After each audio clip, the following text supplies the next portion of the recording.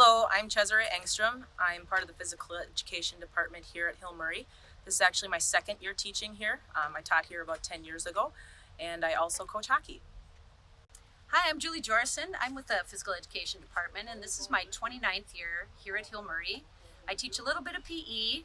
These are my friends, Sally and Joe, that help me teach the CPR AED first aid class. And I also, we're working on a class that will be a wellness class and mindfulness. And I also do a little bit of weights and a little bit of extra PE. My name is Amy Kotzmacher, and I'm part of the physical education department here at Hill Murray. This is my third year teaching here, and I teach primarily 8th and 9th grade physical education, and I'm also the varsity softball coach.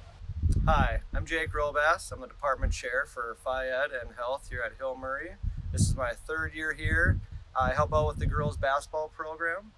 Some of the things that we look for in Phy Ed and Health is participation, good sportsmanship, teamwork, having a positive attitude, and we hope that everyone has a good time.